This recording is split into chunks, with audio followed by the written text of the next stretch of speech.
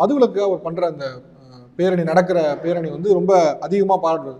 அவருடைய விமர்சகர்களால் அல்லது அவரை ட்ரால் பண்ண நினைக்கிறவங்களால அதிகமாக வந்து நிறைய நடந்துகிட்டே இருப்பார், அவருக்கு அவர் சுகர் அதெல்லாம் நடந்துட்டு இருக்கு அப்படி மாதிரிலாம் கலாய்ப்பாங்க. அது என்னைக்காவது உங்களை இது கண்டிப்பாக பாதிச்சிருக்கேன்னா இல்லை, அவர் கடைசியாக வந்து கிட்டத்தட்ட 5000 கிலோமீட்டர் நடந்திருக்காரு. பல பிரச்சனைகளுக்காண்டி, பூர்ண மதுவிலக்கு மட்டும் கிடையாது, ஸ்டெர்லைட்டுக்காண்டி, முல்லை பெரியாருக்காண்டி, நியூட்ரினோக்காண்டி, அதாவது நதிநீர் இணைப்புக்காண்டி, பல இஷ்யூஸ்க்காண்டி அவர் நடந்திருக்காரு.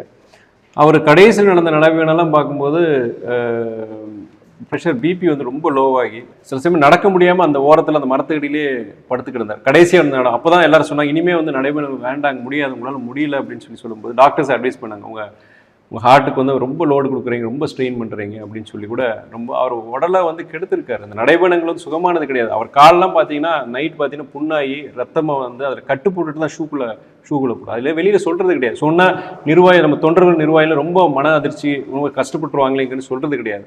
அந்த ஒவ்வொரு இரவும் நடந்து முடித்த பிறகு அந்த இதை எடுக்கும்போது உள்ள அந்த காலில் வந்து பார்த்திங்கன்னா அந்த சோல்ஸ் எல்லாம் அந்த இதில் இருக்கிறதுல பிளிஸ்டர்ஸ் மாதிரி வந்து ப்ளீடிங் ஆகி அதுலேயுமே கட்டு போட்டுக்கிட்டு தான் நடந்திருக்காரு. அது இல்லாமல் அது கூட ஒரு இது கிடையாது, அவர் வந்து அந்த பிபி வந்து ரொம்ப லோவாயிரும். அப்படி இருக்கும்போது அவங்க சில பேர் இந்த மீம்ஸ் போடுறது செய்கிறது பார்க்கும்போது கொஞ்சம் அது கடுமையான ஒரு வேதனையை கொடுத்தது. ஆக்சுவலாக மீம் போடுறது வந்து வேற மாதிரி அரசியலிஸாக போட்டுருந்துருக்கலாம். பட் ஆனால் அவங்க சுகர், அதனால தான் இப்படிலாம் பார்க்கும்போது உங்களுக்கு அது ஃபஸ்ட்டு என்னவா இருந்தது?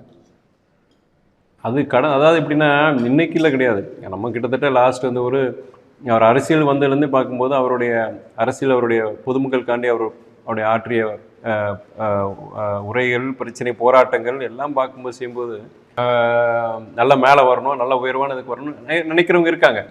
அதே நேரத்தில் இந்த சில தவறான சில ஊடக செய்திகளை வச்சுட்டு ஒரு தவறான ஒரு புரிதலோடு இருக்கவங்க பொறுத்த வரைக்கும் அவங்க இந்த மாதிரி இருக்காங்க. ஆனால் பொது வாழ்க்கைக்கு வந்து இந்த மாதிரிலாம் அவதூறுகள் இருக்கும், தவறான செய்திகள் இருக்கும், அதை நம்ம தாண்டி தான் போங்கிறது. நான் சின்ன வயசுக்கு ரொம்ப காயப்பட்டிருக்கேன். ஸ்கூலில் இருக்கும்போதெல்லாம் ஒரு அரசியல்வாதிங்கிறது ஒரு மகன் சொல்கிறதுக்கே நான் சில சமயம் நான் கூச்சப்பட்டிருக்கேன், செஞ்சுருக்கேன்.